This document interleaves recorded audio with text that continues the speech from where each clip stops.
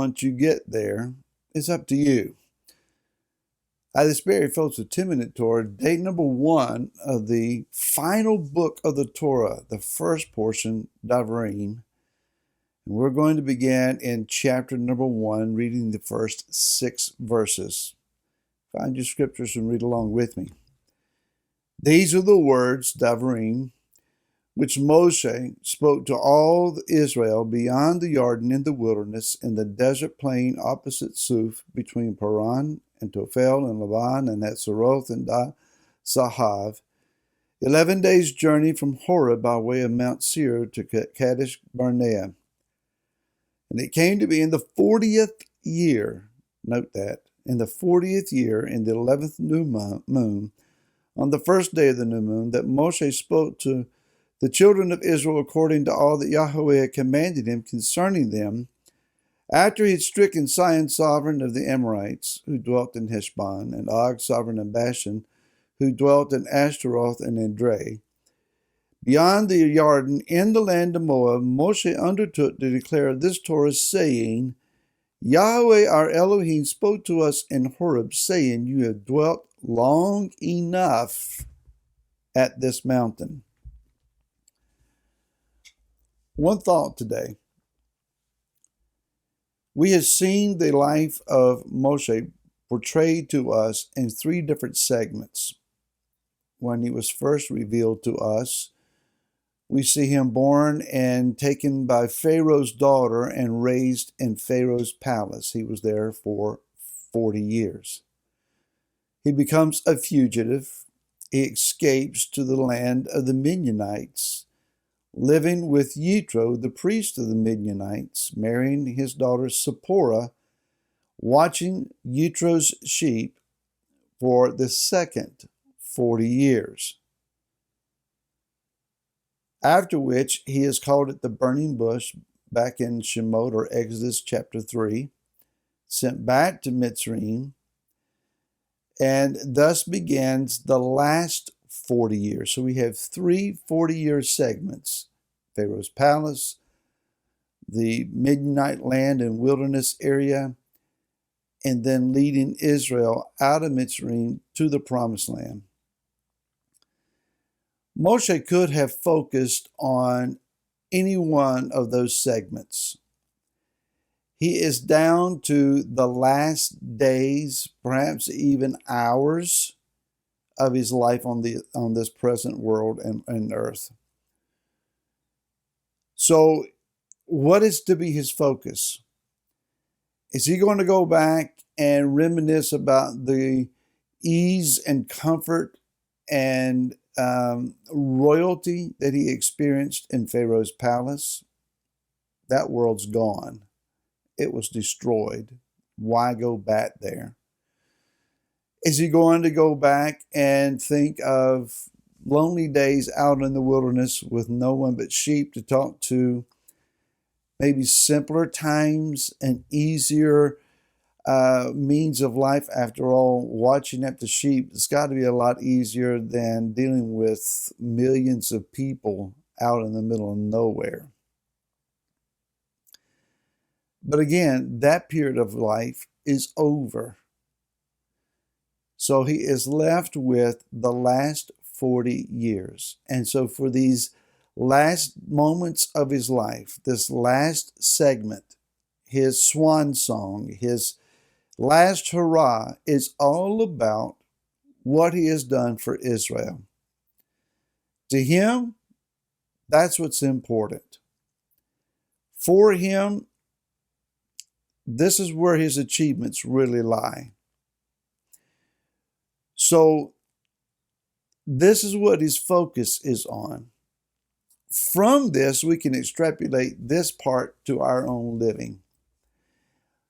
We all perhaps know those who glory in their past. When you talk to them, they're going to tell you stories about what they did, some better version of life that they had years ago. They're going to tell you the cars they drove, the accomplishments they have, the sports they played, the people they knew, the things they did, the jobs they accomplished. And in their mind, that's the best part of their lives. And now they're in the shadows of what's left, and all they can do is talk about what they did. Some folks, it's not so much even that, it's that they may have had one good thing. They caught a touchdown pass in high school. Hurrah, hurrah, and the crowds cheered, and they have never gotten beyond that. They've lived life, they've existed, they've had jobs, maybe raised a family, but for them, that one moment of cheering and glory is all that they can focus on. Then we also know those that are hung up on some trauma, wound, tragedy of the past, and they are still a fractured person, never getting beyond that moment of time or that period of time. For some, it was an entire childhood, and that's just horrific. It's beyond my imagination. But there are those who spend their adult life trying to get over their past and the way that they were raised. Again, I can't, I know about it, I read about it, I've heard people talk about it, but it just doesn't fit in my mind. I can't wrap my mind around how that would be.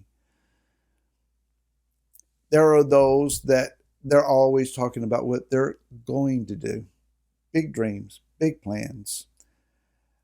In their minds, at some point, they're going to achieve some worthy goal. Better job, better living situation, more money, fame, wealth, etc. They're always dreaming. And they're so full of dreams and imaginations that they never take the moment to put down a concrete plan that says, okay, I've got this dream. I can see the dream. I can write the dream out. I can tell you about it. But I don't know how to get there. It starts with the first step. You have to figure out a good step, any step at some point, in that direction and start taking it. And taking one step, you determine another step might be, and you just keep taking steps to see how close you can get to that reality. So we are living in our past, we're captivated by our future and are struggling to get there. There's one place you can live, and it's fact. It's reality. It's right where you are. There is an old black gospel song that I've heard some wonderful, wonderful former church members and fellowship that I used to fellowship with. They talk about, he woke me up in my right mind this morning, and I just got to praise him. If he woke you up and your brain was working right, and there's breath in your lungs, and you made it out of bed, for some, that's a huge accomplishment, and I mean that. But if you have the ability to get through your day and to be functional and to make choices, have choices that you can make, if you have opportunities, if you have people involved in your life, if you have a means of getting somewhere and doing something other and achieving something, if you have some technology that you can work with, if you got scriptures handy where you can pick it up and begin to read, if you have an opportunity to pray and you can take some time and focus and call on his name, you can do some real good in your life. You may not accomplish all that you dream of today. And you may not heal every wound or match every glorious moment of the past, but it doesn't mean that you can't do something significant today. Find somebody who needs a word of encouragement. Smile at someone in public and watch their amazement. Offer a gesture of kindness. Speak a word that someone's not expected to hear that brightens their day. Do some good, and we'll see you tomorrow. Till then, shalom.